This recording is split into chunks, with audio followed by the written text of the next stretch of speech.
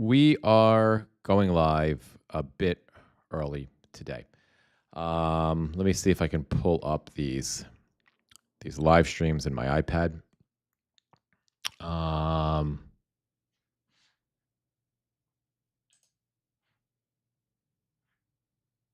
Okay, it looks like I'm doing something a little bit different today, in that I am going live on YouTube as well. It's been a while since I've tried this. And so I want to see, hey, Irish Aggie, how are you? Good morning. If you guys could bear with me just for a second, I want to see if I can find the YouTube stream somewhere to see if it's actually working. I think it's working. So if you just a moment, guys, if you could bear with me.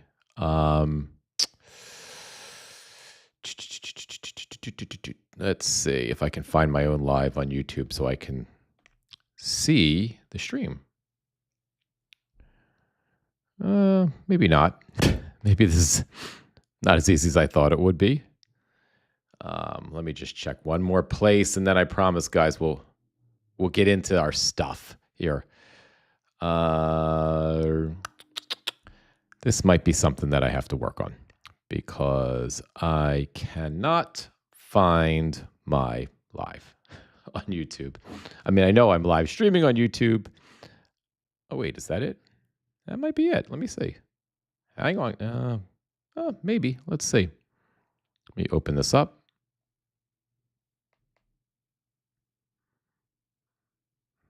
Hang on, guys.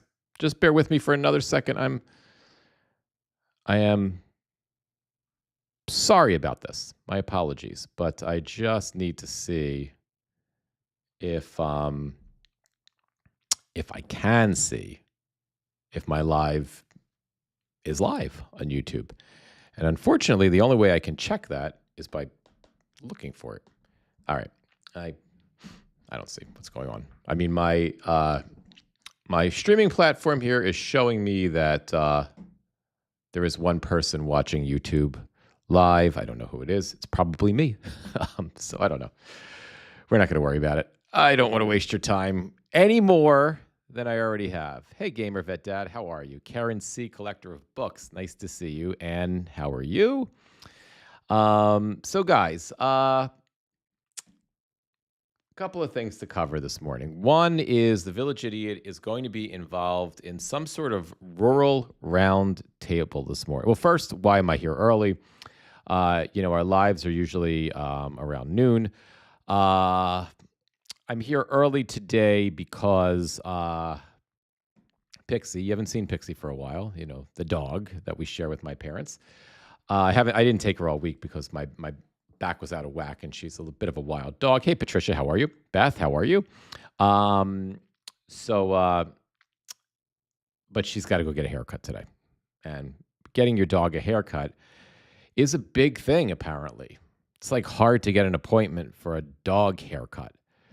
So I got one finally for today at noon, and we've had to wait almost 8 weeks for this dog haircut appointment. So I don't want to miss it. Dog really needs a haircut. She can't see. The hair is over her. The fur is over her face. That's why we're going live. Tomorrow, we'll be live tomorrow we'll be live at 8 a.m.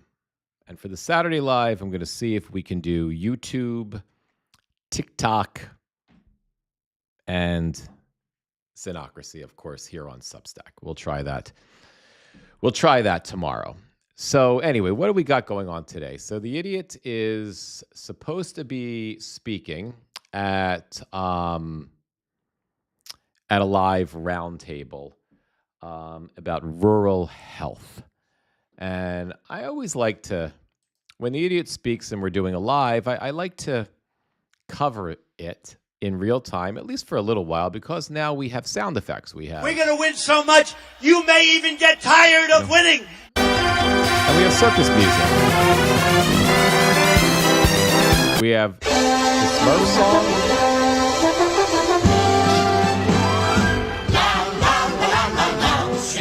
Let me put a stop to that.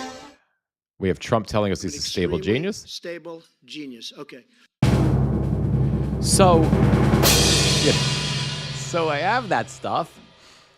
So I like to use that because it's fun and sometimes funny, especially when the village idiot is giving a press conference. So let's see if this is The live. crypto There's other market things, never sleeps. other things I want to That's cover. where Gemini comes in. Your bridge to the future. All right, let's see. Morning is Chad Wolf, the former acting Homeland Security Secretary in the Trump. All right, there is just nothing there yet. So we'll keep an eye on the press conference. It was supposed to start at 10 a.m., but anything with the village idiot starts late because, he likes to do that. So I'll keep checking back here on C-SPAN, and we will see if it starts, and if so, we'll cover it. But in addition, we're going to cover. We're not going to cover anything because you can't see what I'm talking about. Canada opening trade to to Chinese electric vehicles and other things. And, we're going to talk about, because I think the economic situation is what saves America in the end from autocracy. I think it's the Epstein cover-up, it's the shitty economy, and the murder of Renee Good. But we've been covering the economy closely since January 20th. We've been covering the tariff bullshit in as much potential detail as we can. So whenever there's something an economic story that comes out that I think is staggering, in my own humble opinion, even if it may not be, whenever that's the case, I want to bring it to your attention, and we're going to get into it in just a moment. But I think it's staggering, just to kind of wet your whistle on this, because I've talked about this theory on the case that I have, that the U.S. is being left isolated economically, and that the other, we've been talking about this since February.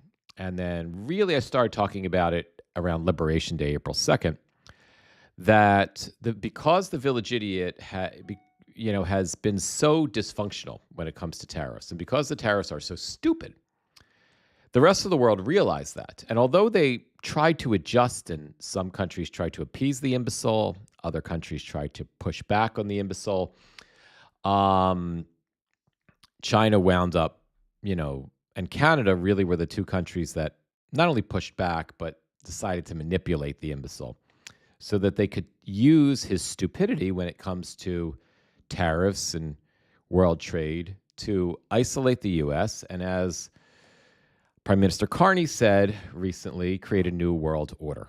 And that's exactly what they're doing. And I feel that that's coming to fruition. Occasionally, I think I get things right. Not a lot, but I think I got this one right. I want an applause. Give me an applause. Thank you. I love the applause. You're fabulous people. I love these people.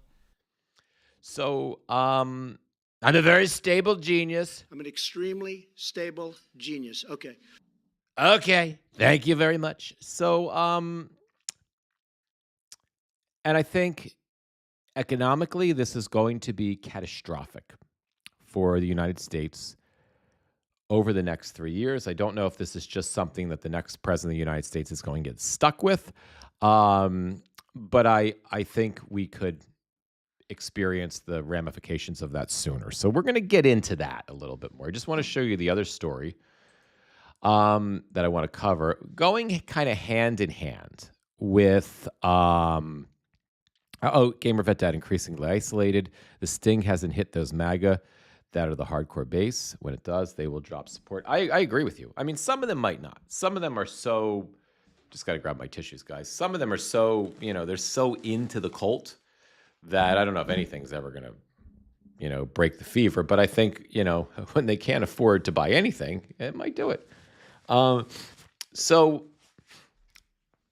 the third story, this kind of dovetails on the, and I'm just checking that C-SPAN feed to see if the idiot's speaking yet. This kind of, oh, hang on, guys. Let me just check. It might be might be going. There's C-SPAN has a commercial. No, it's still that same guy talking. So this story sort of dovetails the idiot at the rural health. It doesn't really, but at the rural health roundtable that he's going to be speaking at. And this is a very short clip of Brooke Rollins, the agricultural secretary of agriculture, and she is talking about whole milk and how, we're bringing saturated fats back. The Maha movement with RFK Jr. and now Brooke Rollins are bringing saturated fats back into the American diet. And I'm going to go over that stuff with you. And what I want to let you know about, just to tempt your whistle, is that this stems from, there's plenty of science over the last 30, 40 years that is indicative of the fact that saturated fats promote cholesterol, and it clogs your fucking arteries over decades, right? We know it's inarguable. The science is clear. Things can change as technology changes, and improvements in technology can change, can change what science long believed about a thing, right? We can learn new things. We do it all the time. It requires a scientific method, hypothesis, experimentation, conclusion, right? It requires all that. But you make changes. But there are things right? And there are things is like, no matter how much science continues to advance, scientists know that researchers have proven that if you smoke cigarettes, you're going to get shit in your lungs, right? Like, it's just never going to change. No matter how sophisticated our ability to determine the detailed effects of cigarette smoking and on the lungs, but no matter, whatever the case may be, it's going to happen, right? And saturated fats are the same things. Excessive consumption of saturated fats over decades is going to increase your potentiality for cardiovascular disease. It's going to increase your potentiality for, for related comorbidities like obesity, indirectly high blood pressure, but certainly clogged fucking arteries, right? So there is I'll stop, because I'm not just tempting your whistle, I'm telling you the whole story. And that's just going down a rabbit hole. So let's get back to, let's check on the idiot. He's not speaking yet. This hasn't started yet. So let's go back to Canada. And let me keep the idiot right over here so I can kind of see when he comes up. So this is reporting from Politico, and Gamer Vet Dad, McDoubles coated in cheese whiz. It's pretty funny. I had a widowmaker because of saturated fats and increased cholesterol. Yes, my friend. I get it, and thank God you're okay. Thank God you know about it, and thank God the appropriate word is had a widowmaker, right? Because a lot of people don't know they had a widowmaker until the widowmaker, makes their spouse a widow. So I'm glad you're okay.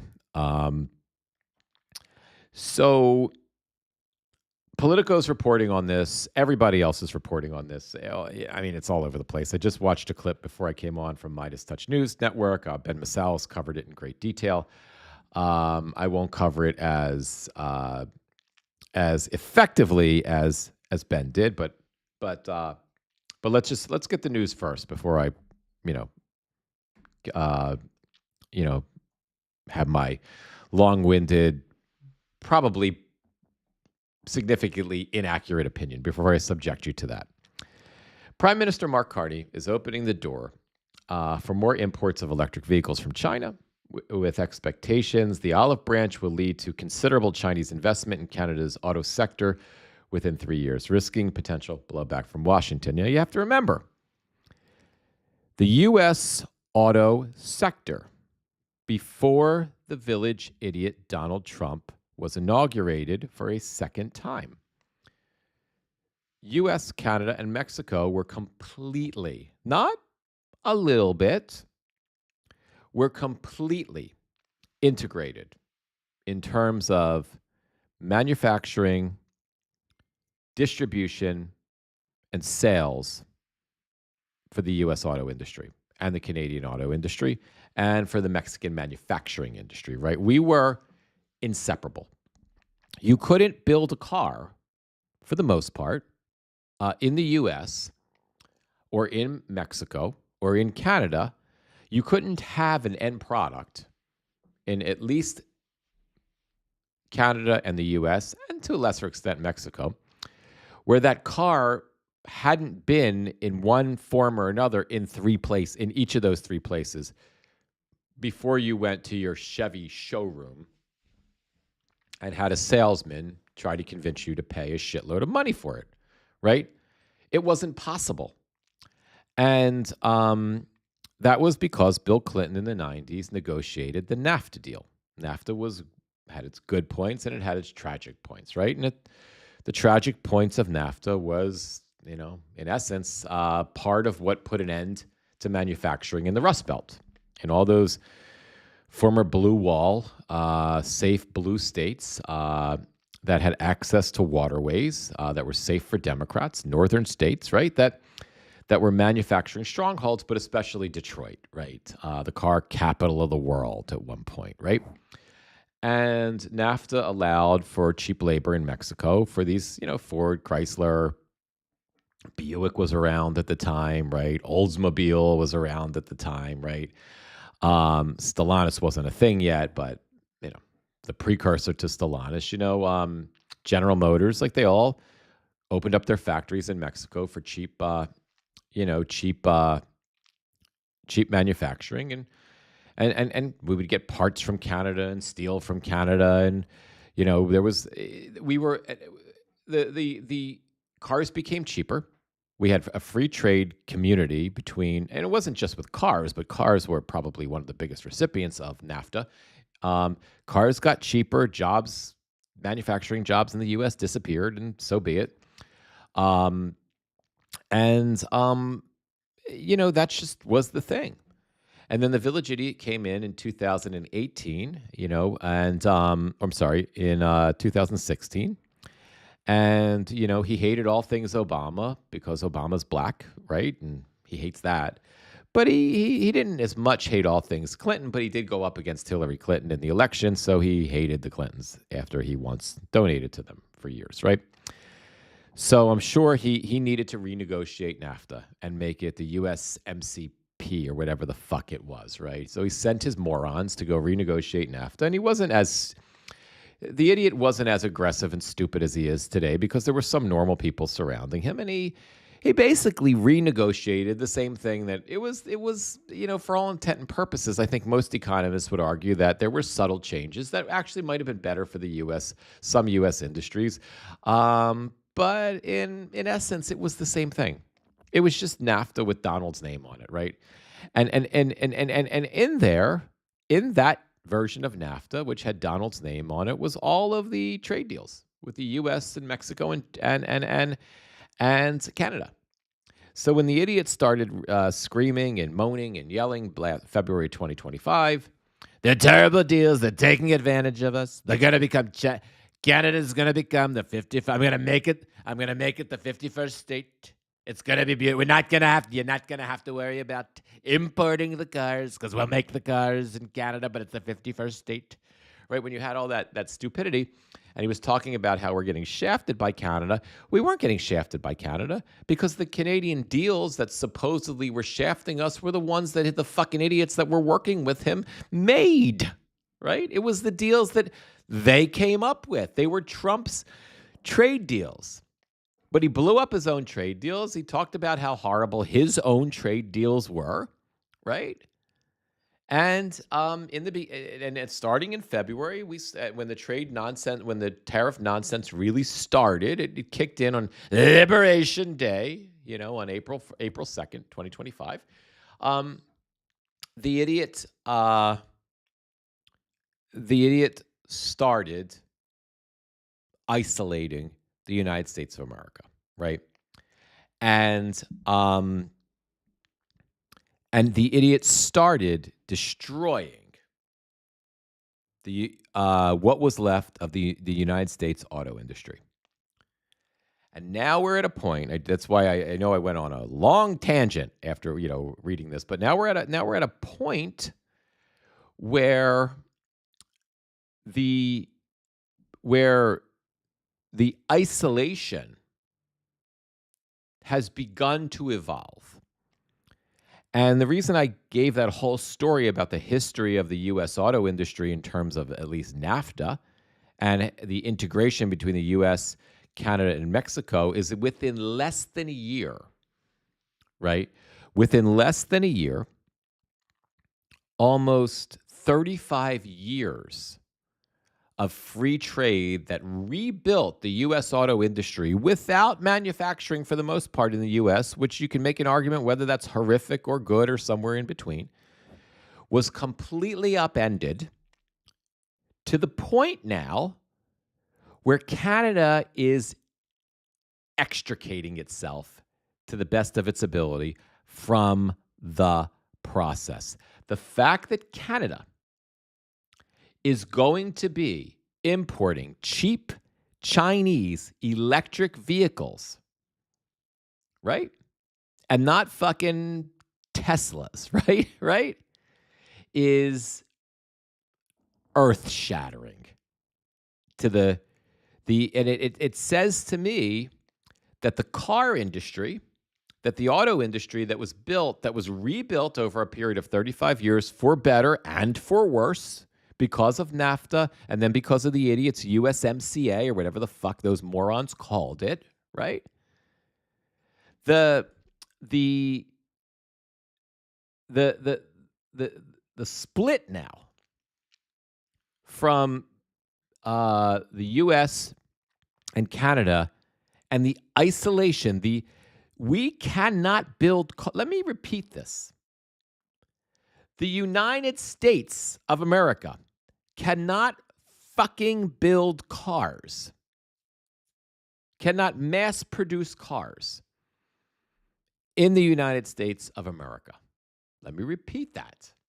The United States of America cannot mass produce cars in the United States of America. We don't have the infrastructure. We don't have the labor force. The unions are not, the UAW is not poised and ready to do that. We don't have the ability to build all the parts. We don't have the ability. There is manufacturing going on, and there is some, like Hyundai is building a new plant. If they build it, they made that promise to the village idiot the first time. They're going to build $500 billion. It never happened. We'll see. They promised the same thing again. We'll see if it happens. $200 billion or some shit they promised the second time. But if we take if it's just if the beginning are of this whole thing is the Canadians, importing cheap EVs. Yeah. Oh wait. I think the fucking idiot's coming in. I think. Hang on. Oh, there he is. There's the dingbat. Let's do this, guys. They're not playing Macho Man when he walks in? Hang on, let me...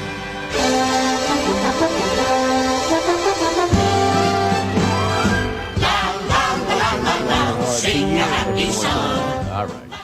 And I see Kevin's in the audience, and I just want to thank you. You were fantastic. You on were television fantastic, today. Kevin. I actually want to keep you where you are, if you want to know the truth.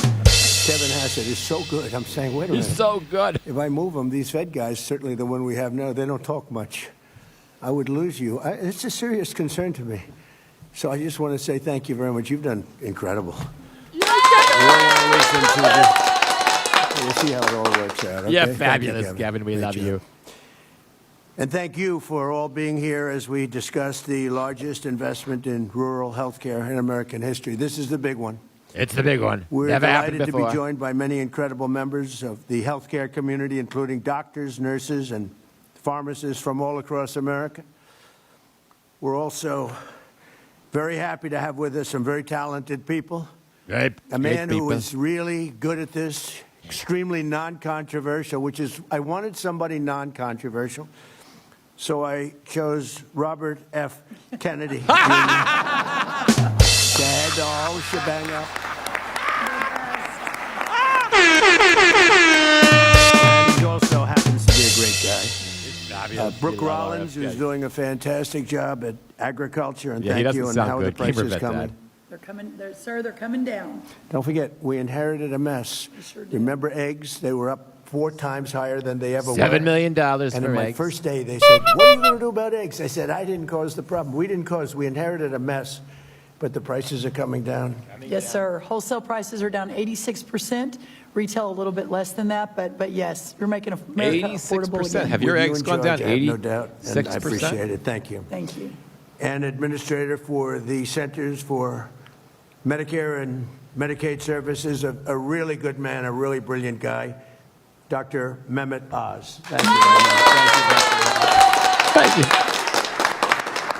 you. Love him. Love Doc. He's a Thank fabulous you guy. Also to Governor Jim Pillen, Senator Dan Sullivan, and Representatives Rob Bresnahan, Mike Lawler, John McGuire. He doesn't know who and Ron Nick Bresnahan Begich. is. Thank I don't you all either, for but he being doesn't here. know. Appreciate it very much. Oh, wait. We have other congressmen here. I see a couple of senators, and we appreciate everybody being here. Everyone wants to be a part of this. It's so important. It's Very maybe, important. I don't know. For many people, there's nothing more important. I would say maybe defense. We need defense, and we need offense too. By the way, as part of the great big beautiful bill, we're Sorry, Catherine. we have increased funding for Sorry, the I health care hate to do by it. I know. an We shouldn't start our morning unprecedented like this. $50 billion. That's rural health care. Nobody thought that was going to happen. I certainly And we got didn't. it done. So we have rural health care. For those that were trying to make a case that we weren't taking care of the rural community, I'm all about the rural community. We won the rural communities by numbers that They nobody's love ever us, won even them though before, you're, and we're taking half the care of those fucking great people. hospitals are So shutting we down already in did rural this. America. We increased funding for rural health care by an unprecedented, record-setting $50 billion over 5 years, which will benefit Americans in all 50 states. And this made possible and was made possible by cutting massive waste, fraud, and abuse from Medicaid and reinvesting those funds to revitalize hospitals and our cherished rural communities and hospitals in rural communities. And I want to say, with all of the fraud that we're seeing in Minnesota and California and other places, I actually think that if we do an unbelievable job, you could almost balance your budget, Kevin. If you take a look at the kind of numbers you're talking about, nobody ever saw anything like It's it. never They're we're all almost corrupt $38 trillion politicians, in from debt. the We're governor gonna of balance that. Minnesota to the governor of California to Governor everybody. Pillen is the They're just drunken corrupt pig farmer from the band of politicians. And you're Nebraska. talking about Does he party with Hegseth? hundreds of billions of dollars in Hundreds fraud. of billions. Waste fraud Waste. and abuse. But in Fraud. fraud, you're talking about hundreds of billions of dollars. Under the Unaffordable Care Act, which is Obamacare, it's called the Unaffordable. It is unaffordable. Remember that. Rural hospitals in communities were devastated by soaring costs, and that continues. That continues. Despite colossal increases in government spending since Obamacare I was can't passed, understand how he only just doesn't 7% go of up the in annual flames. Medicaid spending Like he just doesn't on rural spontaneously hospitals has combust, gone right? to rural hospitals. So there's only a very little. They didn't care. Obama didn't care about the rural community, to hated be them. totally blunt. What he did care about is insurance companies. And this was a bill to make insurance companies wealthy. And they did. They made insurance companies very wealthy. I would say they don't like me too much because they spent hundreds of billions of dollars, and we're going to have that money spent to the We're people gonna and have it. given to the people. Not we're going to circumvent the insurance companies. All right. Partially Just, as a let me result, just shut the idiot up rural for a minute. healthcare We'll go back to the idiot, but I just fact-checked him in real time. While specific definitive numbers for exactly this year, 2026, aren't out yet, recent data, late 2025, shows rural hospital closures remain a significant issue, with at least 117 losing or planning to stop labor delivery service since 2020, and many more at risk, with reports suggesting over 100 total closures in the last decade and hundreds facing imminent danger due to financial strain and low reimbursement because they've cut rural hospital funding, especially affecting services like maternity care. High risk over seven. This is just a simple AI, Google AI fact check. Over 700 rural hospitals, about 1/3 are in the risk of closing. So you know why now. why they're having this nonsensical, you know, roundtable, because they're in deep shit and they're obviously losing support in rural America. 18 rural hospitals have closed since 2020 alone, the most in a decade, with many more closures and service cuts accelerating through 2024 and 2025. Nearly 60% of rural hospitals, no longer offer maternity service, number increasing in 2025. That's thanks to the Supreme Court and the village idiot for putting those Supreme Court creeps there. Many rural hospitals lose money on patient services, struggling with low insurance reimbursement. That's only going to get worse because this fucking idiot, even if the Senate passes, even if the House passes the Obamacare subsidy, the 3-month subsidy requirement, even if the Senate somehow passes it, which looks unlikely because they're chicken shits, this fucking idiot's probably going to veto it. So it's not going to get any better. Medicaid coverage gaps, especially in non-expansion states, worsen financial stability. Workforce shortage. Physician burnout and shortages are the burden. Let's go back and listen. Facilities have suffered from low occupancy rates, workforce shortages, and failing programs that literally put Band-Aids over the problems in those communities, and we're not going to have that. We're taking great care of them. Great care. With the Rural Health Transformation Program, we are getting rural communities the health support they need, and we're getting it immediately. Fast. They're going to get it fast. These funds will go to empowering rural hospitals, strengthening their workforce, modernizing facilities and technology, and ensuring that rural Americans get world-class health. It's not going to happen, and it's too late for the people who have died since January 20th, 2025, because they couldn't get health care in rural America. Care in their own community, right smack in their own community, like they've never had it before, and they've been hurt very badly by the Unaffordable Care Act. Every single Democrat in Congress voted against the lifeline for rural communities, and I hope everyone knows this, and this is not about elections, but I hope you remember this in the midterms. Hang on. Let's fact check it. Well, let me let the idiot talk while I fact check it. Because the Democrats are just so horrible toward the rural community. But I want to take a moment to thank the incredible House and Senate Republicans who worked so hard on making this historic investment possible. That's what they did, and they did work hard. I don't think, got a Democrat vote, did we? Did we get one Democrat vote? We got all Republican votes. It was an amazing feat, and I want to thank Mike. Okay. So this is what the idiot is referring to. This is what the idiot was referring to. Democrats did not vote against a rural health care lifeline in general. So the Democrats did not vote. He lied. But they did vote against a specific Republican-sponsored bill in late 2025. You want to know what that bill is? The big, beautiful bill. Right? So there must have been some sort of rural health care lifeline built into the shit bill, and Democrats voted against the shit bill. So the idiot is taking that out of or his speechwriter, because he doesn't know what he's doing, but his speechwriter. So the lifeline, and Gamer Vet Dad, thank you for the fact check too. The lifeline, I think, was $2,500. It would have been a check directly to people to offset their health care cost, which is sort of what their plan, what the idiot wants to do anyway, right? The idiot wants to get rid of Obamacare subsidies and give people $2,000 to start a health savings account. How far would those of you that go to the doctor, because you have to do it, right? How much of your hospital bills would $2,000 from the U.S. government cover? Or if that $2,000 was not paid to you as cash for health care, but was paid for you they're going to shop for the best health insurance. Those of you with pre-existing conditions, even though they don't call them pre-existing conditions anymore, how far would $2,000 go to cover your health care? We have good health care because my wife works in a hospital, and we still pay a lot more than $2,000 a year for our our health insurance. But I digress. Johnson and John Thune for really doing a great job. It was tough. We have small majorities. And it's a little bit. I'm very good at math. It's not a lot of people. In I'm going to tell you particular that for right working so now. hard and getting this done. Yesterday, I also announced our Extremely framework to stable lower genius. health care Okay. prices for all Americans, including those in rural America.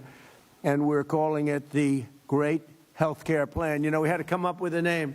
And everybody wanted to say, oh, well, can we put something about lowering costs? Because we're lowering costs very substantially. So I had Bobby and I had Oz. Bobby we had came in. everybody in there. We had Oz. a whole group of people and were trying to come up with, so we're saying, the cost reduction plan that gives you good health care. And I said, it's too long. It's not going to sell. No one's going I to said, like that. We had more plans. And they wanted to get the words cost reduction in there, Lola, especially. They wanted cost reduction in, and then they wanted great health care in. Oh, I said, look, you can have one or the other, You but it can't gets have too both. long. We're talking about the name of the plan. So we got it down to 7 or 8 words, and which is far too long. Nobody could remember that much. And I said, how about just call it, because this is the Great Health Care Plan. Now, a great plan has to be cost-effective, goddamn otherwise it can't be a great genius. plan. That's the way I looked at it. So we have a very glamorous name. It's called the Great Health Care Great Plan, Health not the Care is a Unaffordable Care Act. I don't goddamn like that name. genius. This is called officially the Great Health Care Plan. That means low price and Yep. great health care. So you're going to have, at a lower price, great health care. First, our proposal codifies the massive discounts on prescription drugs that my administration is achieving through our most favored nation. I'd love somebody to ask the idiot what most favored nation clause actually is. On top of that, there has been there was credible reporting that 350 drugs are increasing in price. There has been no indication yet on the drugs that the village idiot claims he negotiated with the with the pharmaceutical companies. One of which was announced. I don't know what fucking drugs they were because they didn't tell us, but was announced when one of the pharmaceutical company CEOs passed out right before the idiot, and the idiot stood there either sleeping, because I think a lot of people think he just didn't give a shit that the guy just passed out behind him and he was annoyed by it. That's possible, but I think the idiot was actually sleeping while he was standing and didn't know what the fuck was going on. At least Dr. Oz did go to the guy's attention, but I have yet to hear or see any reporting about these drugs that have decreased in price, and what drugs they are and what they cost. So far, the only drugs that have decreased in price that I'm aware of is Biden and Kamala's insulin for seniors capped at $35, which she would have continued negotiating Medicaid deals for drugs and Medicare deals for drugs because of the volume that the U.S. government would be purchasing. But here we go. Provisions. Okay. We can go into this. We can go into this for hours, but the bottom line is we'll be paying the lowest price of any nation in the world. Whoever's paying the lowest, we match it. This could have been done years ago. I was going to do it in my first administration, but when COVID came toward the end, I said, I can't believe it wasn't exactly a good time to be doing it. But I said, why isn't somebody doing it? And the reason they're not doing it is that no other nation would agree. France, as an example, paid 10% of what we paid. Germany was paying 13 or 14% what we paid. In other words, we paid many times more, not a little bit more, not 10% more, 10 times more. A pill would cost 10 times more in New York than it would cost in London, as an example, than it would cost in Munich. And this went on for many decades. Forever. Was, right from the beginning. And the reason it went on was a little bit of the healthcare companies, but it was other nations. And I understand that. If I were heading Germany, I'm not going to double and triple and quadruple my healthcare. They got the healthcare companies to pay. It just took place over a long period of time, got worse and worse. And it just hit numbers that were just absolutely unsaleable. And if you remember, the doctors in the audience remember this. Say, well, we have to do Does he research pay and somebody to development. write these fantasy I said, well, what numbers about research and statistics, or development does for he Germany? just- Well, we've decided to put up the. Does he so just the make them bill up on would the cost spot? 5 times more because of truly research and think, development. shut up, Donald. I truly think GamerVet Dad, he pulls these numbers out of his ass. I think people whisper numbers in his ear, and I think he catches some of it and he retains. Don't worry, guys. I know I'm cutting him out, and I'm not pausing him. I'm just cutting him the fuck out. But honestly, when we get back in, the noise isn't going to be any different than the noise while we're babbling.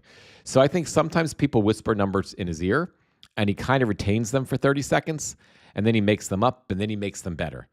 And he did that with remember with the investment amount of investment coming from the tariffs, the deals that he made. First it was $4 trillion, then it was $7 trillion, then it was $9 trillion, then I think it was $14 trillion, then it was $19 trillion, then it was $21 trillion, then it was and this is all within 2 weeks. Then it was $22 trillion, and it settled back to I think $18 trillion.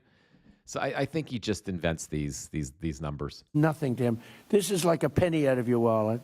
The guy's worth hundreds of millions, billions of dollars. Billions of He said, dollars. and in London, sir, I pay just a fraction of that. I said, what are you paying? $87. I said, well, is it the same drug? I knew exactly what he was getting at because it bothered me for a long time. He said, it's the exact same drug. And because of his wealth and his business smarts, he had it checked. It was made in the same plant by the same company. It's identical. He just got checked. And here I pay $87, and in New York I pay $1,300. So it was too much to bear. I couldn't take it anymore. Because after I told him that the drug does not work on him, because I saw him recently, he's actually fatter than ever. I said, the drug is not working on you. You're going to have to go to something else.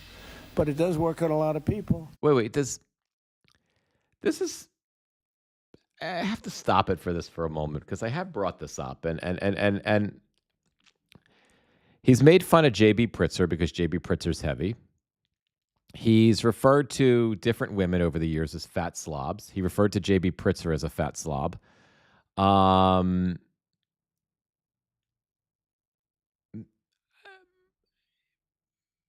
He's really fat. Does he? My question is he so delusional that he thinks he's really beautiful, and that he's not? Because or is he? I don't know. It boggles my mind. And he said, thanks, you make me feel good. I said, well, I got to be truthful. You always tell the truth, right, Mr. Congressman? Oh, look, two of the great congressmen. But the drug, we have to do something about it because that's the Projection, same with every. thank you. I would say, Bobby, every drug, essentially. Doesn't have to be in that proportion. In some cases, it's much worse. Guys, I want to remind you, too, while we're watching this, and I'm not going to subject you to much more of this because there's important things to talk about. But while we're watching this, remember that a couple days ago, I read through that that piece about his mental health or his lack thereof. I read through that piece with that. I can't remember the name of the psychologist on Substack, and he believes that Donald Trump is not suffering from Alzheimer's, but is frontotemporal dementia. And he told us about all the symptoms of frontotemporal dementia and how catastrophic it is for us when it's combined with malignant narcissism. And he specifically told us about the different things to watch for, just as to sort of diagnose for ourselves, right? And one of the things is that he said, when they have frontotemporal dementia, one of the things that the people who suffer from that have is they lie. That's the malignant narcissism, right? And they believe the lies. But he makes up the lies like to fill in between there's a few facts that he knows, right? Very limited, but there's a few facts, very few facts. Anthony Scaramucci talked about him being able to go an inch deep in policy. He can only understand a little bit of stuff, and he can only retain a little bit of that. And then those facts are mixed with misinformation and lies and bullshit. But then what he does is he fills in the frontotemporal dementia.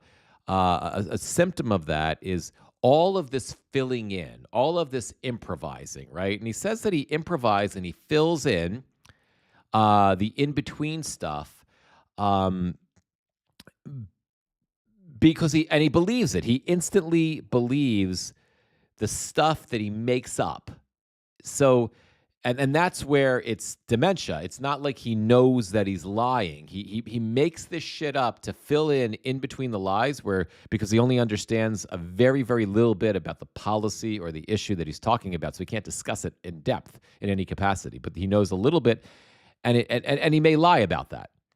But then there's this empty space that's always there, and he fills in those empty spaces all the time with, according to this psychologist, with lies that he makes up within the moment and that he believes. The guy said, if you remember when we were reading through it, when we were reading through the article, he could pass a lie detector test because he really believes it. So as we're kind of watching him, just as your own experiment to be an armchair psychiatrist or psychologist, look for these symptoms, like look for these things, because it's interesting, and that's all I got. Because what happened, I might as well get off this crap because it doesn't explain it properly. Because what happened is these countries are very smart, and the drug companies would go to them and they said, look, we're paying $10 for the pill. We're not paying more. Charge America. And this happened one time, then the next year. See, I would argue that this is that moment, right? He's just making shit up, right? He's just and he gets excited, and he probably he can't read, so he did this with a teleprompter recently. He talked about how he had to get off the teleprompter, right? And because he obviously couldn't read, he was having trouble. He's having trouble reading that tablet, or that that his written notes are on. But you can see now he's riffing, right? And he's just making this shit up as he goes, but he believes it. Anyway. This is over 40 years. All of a sudden, they're paying $10 for a pill, and we're paying like $130 for the same pill. It just happened over years, slowly. And it got to a point over the last 10, 12, 15 years where it just was unbearable.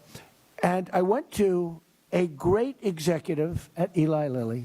See, now here it is. Here we go.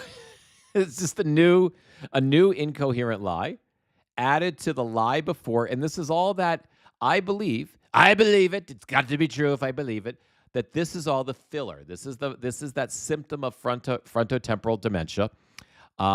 This is all filler, like, and he's going to talk about this made up story now, and let's hear it, and we'll be able to. I think we'll be able to. Hey Tina, I think we'll be able to parse when he says something that's an actual thing, true. That's true, whether it's true in terms of it being a real thing, but something that is factually.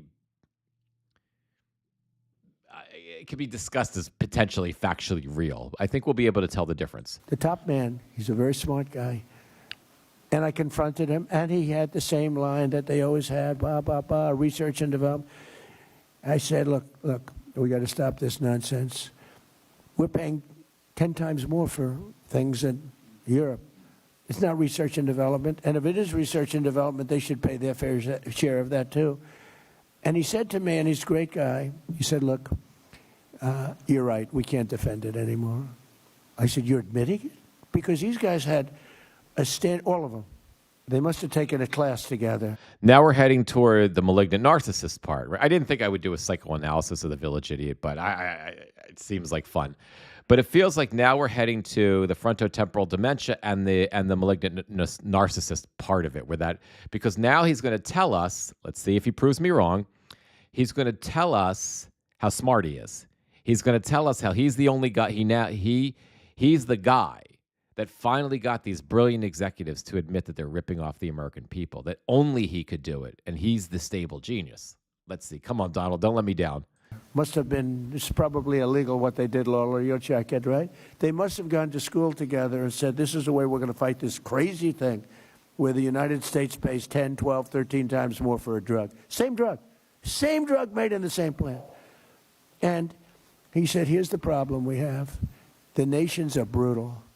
When we go in and say, we have to give you an increase, they say, no, put it on America, we're not paying you anything. And they say it with such power, and they actually shut us off from selling the drug. And it just happened over and over again. It got a little worse, a little worse, a little worse. All of a sudden, we're paying many times more for the same. I said, well, it's not going to happen anymore. He said, the problem is, sir, you'll never get the nations to agree. It's impossible. Also, listen for just one of I just keep noticing things in this speech that the guy was talking about in the in the article. You'll notice that were symptoms of frontotemporal dementia, right? You'll notice that he frequently doesn't say the last word of a sentence, right, or the last couple of words, and he goes to the next sentence. So listen for that, and also listen for the slurred words. The words that he just should be able to say, but he can't say, in addition to everything else that I told you to listen for. They're very tough, and they are. And they'd have to agree to a doubling or tripling of their drug prices in order to get you down, because the world is a bigger place than us. So it's not like you cut it in half. Actually, if they raised it a little bit, we'd go down a lot. You understand that? I think people understand that. So you raise it like from $10 to $20, or $10 to $30, but we'd go from 130 down to 30, or down to 20. So, because the numbers are much bigger, the numbers on their side are much bigger. So they'd need a doubling or tripling or quadrupling. Now, if you're the head of France, the last thing you want to do is say, I'm going to quadruple the cost of a drug. And that's the way it is. But I said, I know, but it's not fair. And this is taking place. And the head of Eli... I know, but this is not fair, and this is taking place. But, you know, the head of Eli, just no end of the sentence. Lilly, and I really mean it, an unbelievable executive. Fantastic guy, we one of the love most him. Successful companies, and who's, by the way, spending hundreds of billions of dollars right now. He told me the other day, he's building 6 major plants in the United States. You know why he's doing that? Because of tariffs. He's doing that because of tariffs. Without tariffs, he wouldn't be doing it. Nobody understood tariffs until I came along. Nobody understood, other than President McKinley. He understood them a long time ago. And because of him, we were the richest nation that we ever were at that period of time. And then when he died, he was assassinated. Teddy Roosevelt came over and he inherited a war chest. And he built the Panama Canal, which is the single most expensive. Oh, no. The motherfucker just thought about that. So is he going to say it? It's ours. We're going to get it. I mean, it just popped into his head. So let's see. Thing ever built in the history of the United States, relatively. We spent what would be the equivalent of $5 trillion. I want it back. I want to have it for mine. It was also the most successful thing, probably. We're going to put it in Greenland. To this day. I'm going to put the Panama Canal in Greenland. We're going to get Greenland. And then we're going to take back the Panama Canal. And I'm going to put the Panama Canal in Greenland. It's going to be beautiful in Greenland. It's going to keep out the Chinese and the Russians. They're already there. They're in the Panama Canal. They're in Greenland. And then Jimmy Carter gave it away for $1. This is the same theory we have on favored nations. The great Jimmy Carter, President Jimmy Carter, gave it away for $1. We lost 38,000 men. In those days it was men. I hate to say this, but mostly. Sorry. They didn't have a lot of women workers on the Panama Canal. But we lost 38,000 people. They died from malaria and snake bites. It was a combination of that, a vicious snake, one of the most vicious. You get hit, you're dead. They died from snake bites. 38,000. They paid workers from the United States 3 times more than they made to come over to Panama and dig. Now remember, the idiot starts, at some point he was talking about most favored nations. At some point he was talking about drug prices. At some point, not seconds ago, he was talking about the guy from Eli Lilly At some point he is now talking about malaria, and it was only like, again, 2 seconds ago that he was talking about women not working on the Panama Canal, and that wound up to, we talked about the most vicious. You're dead. You're dead if you get bit by this snake. That was not a good deal. They died, 38,000. We gave it away for that. But that same stupidity having to do with the Panama Canal, and I could tell you about 100 other stories too. Please You don't do. have time. Please tell us 100 what other went stories. into this whole thing with favored nations. So Europe and other nations all over the world were getting drugs from the same plant, same factory, same everything, same location, everything, same company, for a tiny fraction of what we're paying. So our people were paying a tremendous amount. So the gentleman from Eli Lilly and we're others, back. We're back. had a Good. root We meeting, made it back. And they all finally put up their hands. You got us. We give up. And they were great from that time. See, that's where he told us that it was him. You got it. You're a genius. I'm a genius. You got us. We're going to win so much, you may even get tired of winning. And you'll say, please, please, it's too much winning. We can't. Sorry. But we had a problem. The other nations weren't going for it. France turned it down. Germany turned it down. UK turned it down. European Union turned it down. The whole group. They turned what down? What did they turn down? Did you? There was no. What is he talking? They turned it. It is. I mean, maybe it's me, but I don't know what And it they said, is. there's nothing you can do about it, sir. I said, yes, there is. No, there isn't. You'll never be able to get them up. Or never. I mean, the whole industry is going to be torn apart. I said, we'll get them up easily. Are you crazy? Of course we'll get them up. That's what I do for a living. I get people up. So I get people up.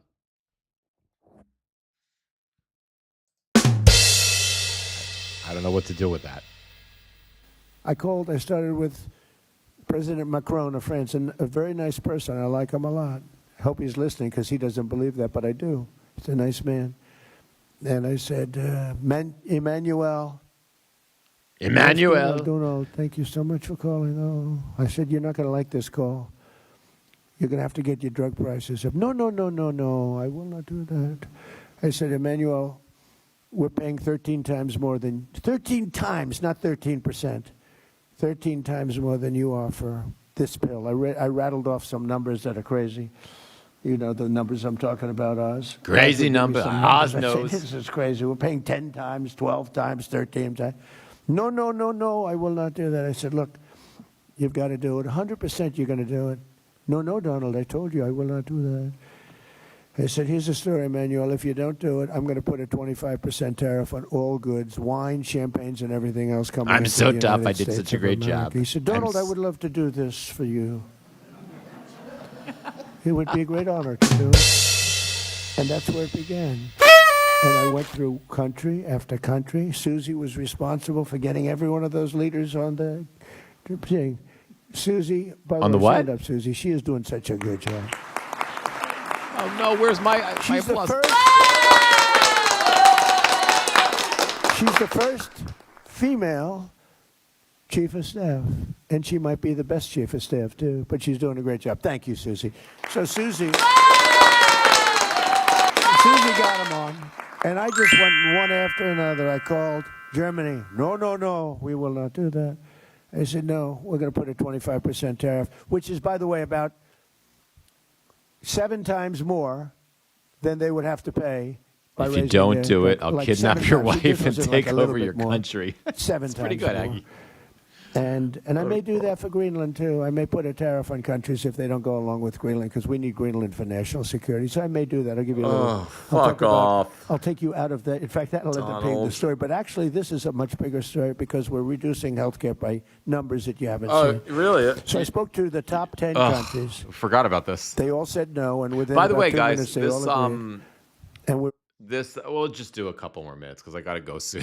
I don't want to waste all your time with this. This is a round table about. Remember that, right? This is a round table about rural health care. Okay, yeah, that's exact.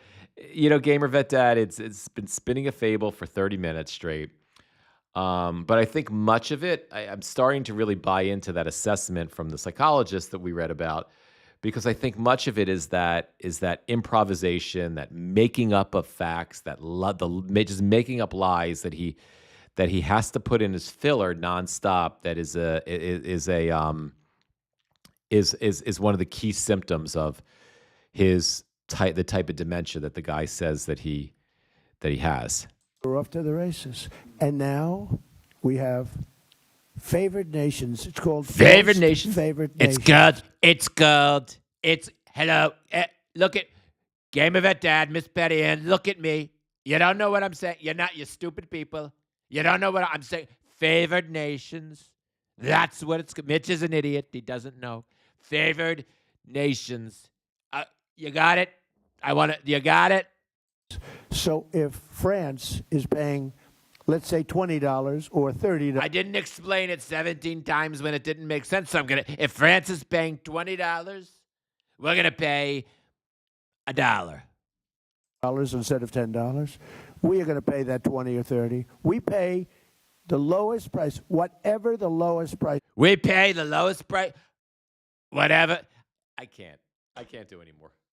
It's all I can take, guys. We're going to win so much, you may even get tired of winning. And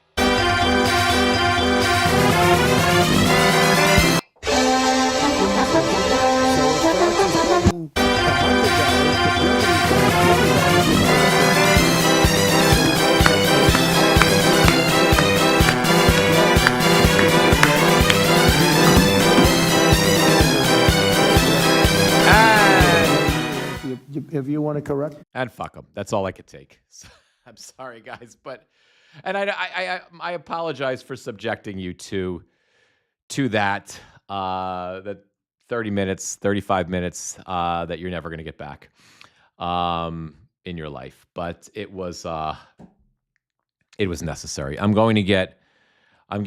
found some places to get royalty sound effects, so I'm getting more, and I hope to utilize them as effectively as I possibly can in the future as we continue to cover the Village Idiot live. But I'm gonna go back to our regularly scheduled story, things happening in real life, because I do have to wrap the live in just a bit. Hey, Jordan, how are you?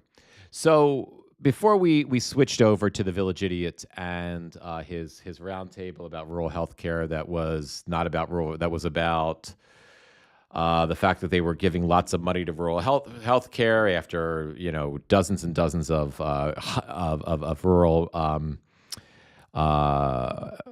hospitals have closed since 2020, and it's only exacerbating in 2024 and now 2025. And at least 700 rural healthcare facilities are at risk of closing, primarily because of the Medicaid cuts and the Medicare cuts, indirectly Medicaid cuts, and the Obamacare subsidies not being extended.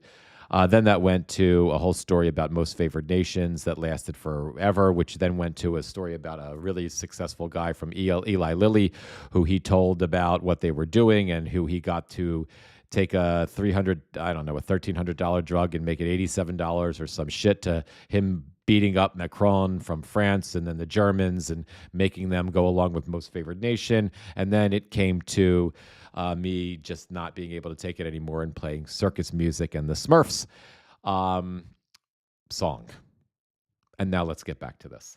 So with the idiot isolating the United States in terms of trade, this is a story that if you joined us just moments ago, or a half an hour ago, you missed this. So let me continue to cover this. Carney opens Canada to Chinese EVs. Canada cuts canola tariffs. Prime Minister Mark Carney is opening. I know those of you who were here earlier, we read this, but we only read like a paragraph and a half before I started babbling incessantly. So Prime Minister Mark Carney is opening the door to more imports of electric vehicles from China, with expectations the olive branch will lead to, quote, considerable Chinese investment in Canada's auto sector within 3 years, risking potential blowback from Washington. What I spoke about earlier is for Canada to focus on electric vehicles and autos is absolutely staggering, is exactly what the Canadians and the Chinese should be doing, and is a direct shot at the village idiot Donald Trump, and is going to be catastrophic for the U.S. automakers, who are inextricably tied to Canada and Mexico for cars. The move comes as Carney and Chinese President Xi Jinping chart a new era in Canada-China relations and diversified trade ties in response to U.S. President Donald Trump. Quote, in terms of the way our relationship has progressed in recent months with China is more predictable, Carney told reporters in Beijing on Friday when asked about the unreliability of Washington as a trade partner. The Canada-U.S. relationship is, quote, more multifaceted, much deeper, much broader, he said. That was nice of him. Carney said, though, quote, a preliminary but landmark, quote, deal with China and Canada will allow up to 49,000 Chinese EVs into the country under the most favored nation tariff rate of 6.1%. Now, we just heard the village idiot talking about most favored nation, not knowing what the fuck he's talking about. Carney is probably the greatest banker in the world right now. He was a rock star banker, an economist, who the smart Canadian people elected over the MAGA lunatic, what was his name, Pouvier or something, not that long ago. And now they're experiencing the benefits of that decision. Under the agreement, the import limit will increase to 70,000 EVs by year 5. So Canada will be importing electric cars, cheap electric cars, functioning electric cars from China.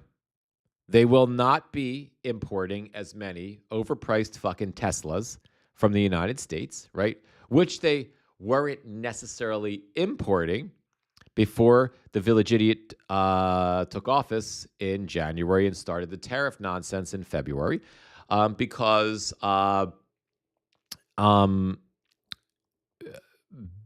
we were basically, there was free trade, and especially integrated free trade when it came to cars and car manufacturing between the U.S., Canada, and Mexico. Now, with if you notice here in the U.S., right, all of our electric vehicles are expensive. All of our cars are crazy fucking expensive. We don't have choices, right? If you want an EV, you get if you can afford it, you get a Lucid for $100,000, or you get a Rivian for $75,000 to $100,000, or you get a Tesla for $45,000 to $75,000, right? Or you get a $45,000 car from Kia, or you buy a shit EV from Toyota, or a half-assed EV from Chevy, right?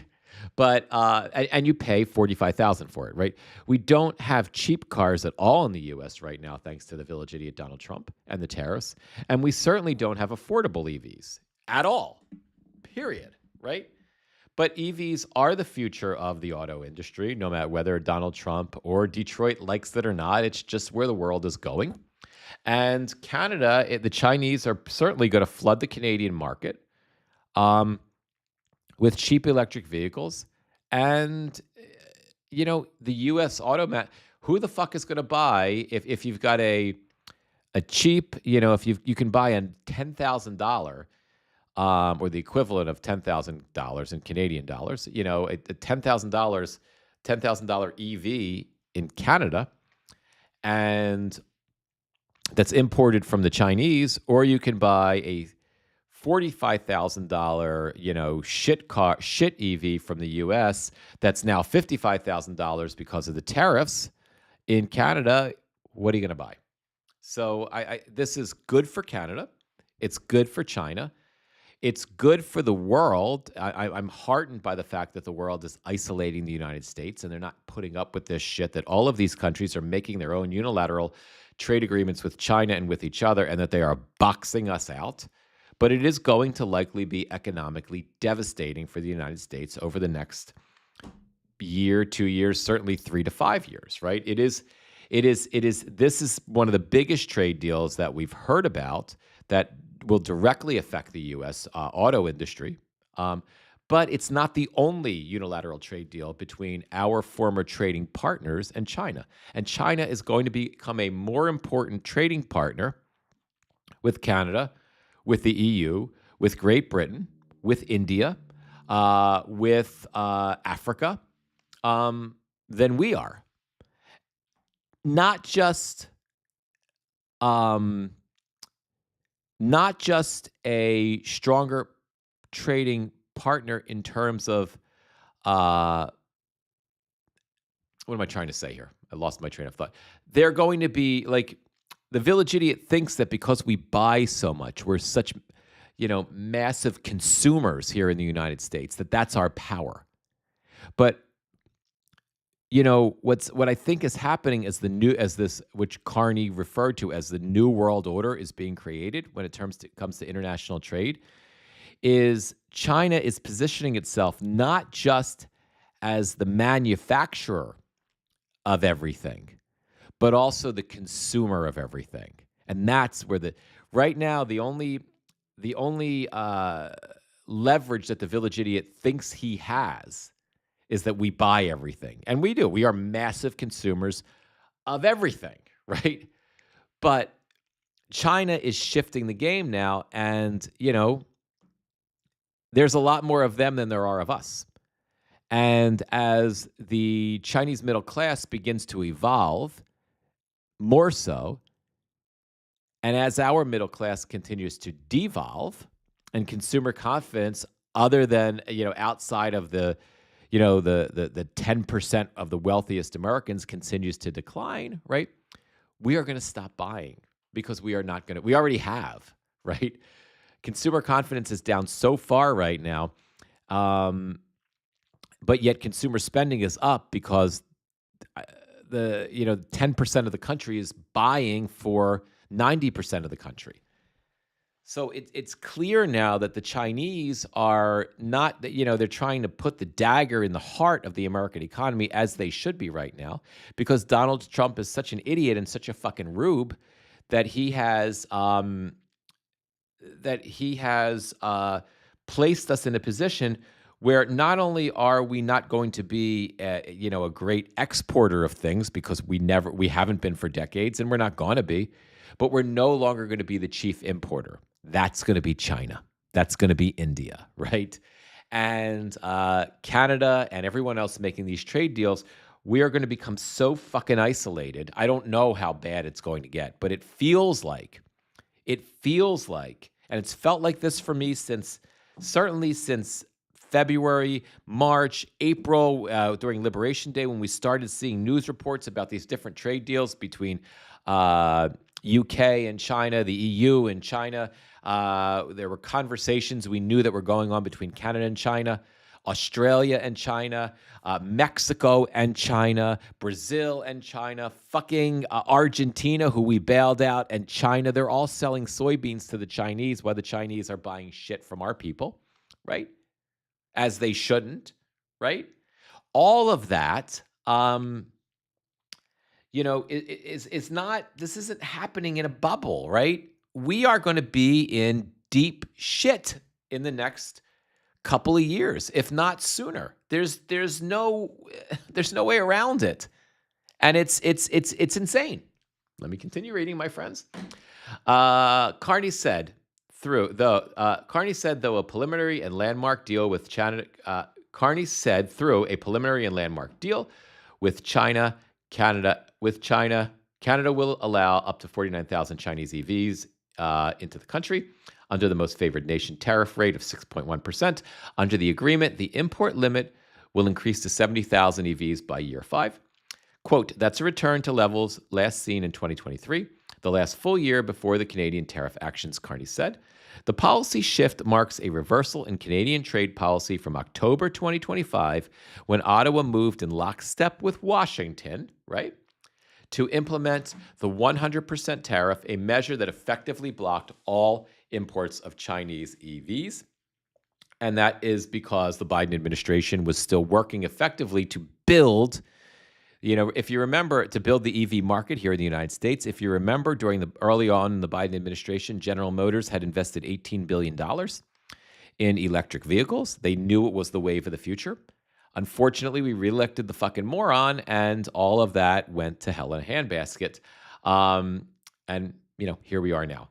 Mexico's Senate approved a bill last month to increase its own tariff to 50% from 20% to further squeeze imports of Chinese EVs into North American market as car makers began to retool assembly lines to build more electrified model. That tariff went into effect January 1st. With Mexico shifting, don't be surprised with Canada shifting, don't be surprised if Mexico makes the same shift as well. Beijing has agreed in response to reduce its retaliatory tariff on imports of Canadian canola from a combined 85% duty rate to approximately 15% by March 1st. I don't know how much canola we make here in the U.S., but we've got a fuckload of corn.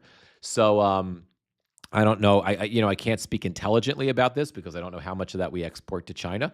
But if we do, and it's a significant amount.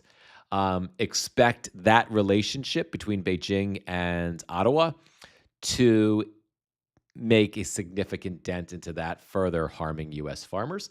The Prime Minister brushed off concerns that the new Chinese EV quotas pose an existential risk to the Canadian auto sector. Quote, "It's still in low single-digit proportion to the size of the Canadian auto sector," Carney said. Canadians buy about 1.8 million autos a year. And although I don't know, I am doubtful that Canada has much of an EV. I mean, I might be completely wrong about this, so I'm just spitballing here. But I'm doubtful that Canada has much of an EV industry anyway, but that could be complete bullshit, so take that with a grain of salt. Trump's bellicose approach to foreign affairs has forced Ottawa to look to China and the Middle East to grow trade and court foreign investment. The Carney government has set an ambitious goal to double non-U.S. trade in a decade to reduce reliance on the American market. I wouldn't be surprised if they go significantly more than doubling that. American and Canadian lawmakers and union leaders have argued in recent years that an influx of cheap Chinese imports endangers the future of the North American industry. Except the thing is, there is no North American industry anymore. Donald did away with the North American industry. There is the Canadian industry, the American industry, and the Mexican industry. There is no more North American industry, period. It doesn't mean it's not salvageable, and a new president might be able to recreate that, but it doesn't exist. It exists there's still a reliance between the auto industry in Canada, here in the U.S. and in Mexico, but it has been damaged, I think, interfered with, and fucked up beyond repair. Ontario Premier Doug Ford implored Carney not to drop the tariffs on Chinese EVs for fear of cheap imports flooding the market. Quote, "We can't back down. Simple as that," Ford told reporters last week, but revealed the conditions under which he would be comfortable with lowering scraping tariffs. Quote, "They want to come and open a big manufacturing facility and unemploy Unifor employees. Well, let's talk. But don't be shipping cars in that are not manufactured by Ontarians. Canada's shift on its hawkish policy targeting China's EVs doesn't come out of the blue," and so forth and so on. We don't have to kind of read the rest of it. So I wanted to really bring this story to your attention because I think it's something we should keep our eyes on. Because I think it's something we're going to see in our marketplace in the coming months, and certainly the next year or two. Watch for products because of you're having these I'm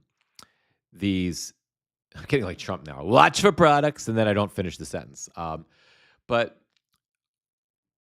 watch. I guess what I wanted to say before I kind of jump to the next sentence. Watch for products that you like, that you're interested in, no matter what it is, that you buy that are imports from anywhere, from China, from Canada, Mexico, the UK, Singapore, Malaysia, Philippines, wherever, right? But watch for those products to see if they start becoming either significantly more expensive or unavailable, right? I'm curious to see what happens with that, because I think we're going to start to see the effects on the ground here in the US. We probably see them already, but maybe don't realize it yet. But I'm curious how pernicious the effects on the ground are going to be of all of these different countries that were once really dependent on the US for international trade. They were dependent on us, in essence, as a consumer and of the stuff that they sell, and to a lesser extent of a supplier, because we still supply a few things, agricultural products, right? We supply that, but I would say as you have all of these trade deals, this Canadian one being the most recent one with the EVs and other things are gonna happen. Watch to see if, as these nations become less dependent on the US to be a consumer, if some of the stuff that you really want and need starts disappearing or starts going up in price. Because if the Canadians are selling more maple syrup to the Chinese, right? Then things change, right? Supply and demand changes, right? And let's say the Chinese consumer really loves maple syrup. They get a taste for maple syrup, right? Generally Chinese don't eat shit that's that sweet, right? If you've ever had Chinese pastry, but let's just say hypothetically, right, that's a thing, right? They start these EVs, and I'm just making up maple syrup to give you an example of what I think could happen. So the opportunity to sell maple syrup in China, because they can sell a lot more of it if it becomes a craze, right? It becomes more valuable for maple syrup manufacturers to sell their shit to the Chinese than to the Americans, right? And because China, over time, will become a much more important trading partner with Canada than we will be, and I when I say over time, I'm talking months, or if not a year or 2 years. I don't think this is going to take 10 years to play out. And then that maple syrup the demand exceeds supply here in the US. And the Canadians don't need us anymore. They don't need us for the auto industry anymore. They don't need us for the fucking maple syrup industry anymore. They don't need us for the dairy industry anymore, because they have a functioning dairy industry. They've just agreed in NAFTA, and then the Village Idiots subsequent USMCA, right? The Canadians had imposed trade restrictions on the amount of dairy products that the U.S. could send. That was part of the agreement. Import controls on the amount of dairy products we could sell in the UK, because they didn't want us to flood the market and put their dairy farmers out of business, right? So they don't need us for that, right? So if they don't need us for much, because the Village Idiot has so fucked up our international trade relations, all of a sudden your maple syrup that I get, from Canada, that's $7.99 for I don't know, 16-ounce bottle, because of supply and demand, and the supply is going to the Chinese, I'm now paying $12 for that maple syrup. And that's the kind of thing I suggest you watch out for. And I'll take it one step further, and I've got to wrap the live in just a few moments, but I want to get to your comments. I'll take it one step further. And what we do sell, it's not that we don't export anything. See, the Village Idiot, in his ridiculous tariff crusade, has tried to give the impression to Americans that we don't, thanks to the idiots before him, because he's the only smart one, we don't sell anything. But what we do sell is we sell our intellectual property, and we sell our services, right? Our intellectual property is this is going to change with the Village Idiot, but because the Chinese are going to beat us in terms of the AI race, because the Chinese are figuring out how to do it better, cheaper, faster. well, we're investing in an AI bubble that's inevitably going to burst. But we were selling technology. We were selling financial services. We were selling tech services, accounting services. We were selling services that was our biggest export. And our other biggest export was college. We had the best colleges until the idiot. Everybody wanted to go to Yale and Princeton, and if they couldn't get into Yale and Princeton, they would be happy going to University of Pennsylvania. They would be happy going to Columbia. They would be happy going to MIT. They would be happy going to our other Ivy League schools. And if they couldn't get into the Ivy League schools, they would be happy going to a lot of our private schools, New York University, where I went to, right? They would be happy, and we were that was our services and education were one of our greatest exports. Well, the village idiot fucked up, obviously, education in terms of the colleges by the countries that we export the most by importing their students for 4 years have been all but blocked from going to U.S. colleges, and they're Oxford and great colleges in Europe have taken advantage of that and are recruiting all of these people. And I read a report about a researcher. I don't remember from what school he was in. I don't remember what he was researching, but he got so disenchanted with the government cuts that he got snarfed up by a college in Canada. So we don't know how much of our intellectual property and our intellect is being exported out or is being renegotiated in new trade deals, right?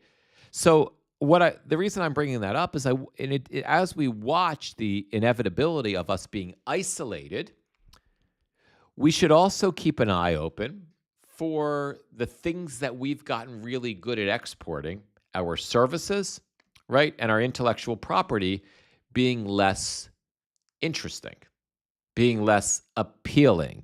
If Canada doesn't need to import our technology, if the UK doesn't need to import our technology, if the UK doesn't need to hire our largest consulting companies to come in and provide them financial advice anymore because they've got their own now and we don't matter, so fuck it, why do it, right? Watch for that in the next year, 2 years. And watch the U.S. economy, and then if that happens, because there's no technology left that unless we have the leverage, right? Unless we have the leverage to really pressure these other countries to buy our services, and to buy our technology, and that leverage is that we're the biggest consumers in the world, and it will stop buying if you don't reciprocate and buy our services. Then watch these nations stop buying our tech, and then when that happens, the only thing we've got left, the entire U.S. economy, will be dependent on consumer sentiment, not necessarily consumer spending, but consumer sentiment, and it will be dependent on the AI bubble. And we could be in a situation in the next 2 years where consumer sentiment sucks and the middle class is not buying anything anymore because they can't, and the wealthy folks have stopped their binge shopping because it's unsustainable. And the AI bubble, right now, 50% of all GDP, of the entire output of the United States of America, is the AI bubble, is these 7 companies doing deals with each other. 50% of our entire economy is that. We lose our service export economy, and we lose consumer sentiment further, and we no longer have the leverage because we're not the biggest buyers in the world anymore in terms of imports, but the Chinese are. We're fucked if we find ourselves in that situation. And I believe that's potentially where we're heading. And my friends, let me read some comments and then we'll wrap the live. I wasn't aware of that. I should know that. So thanks.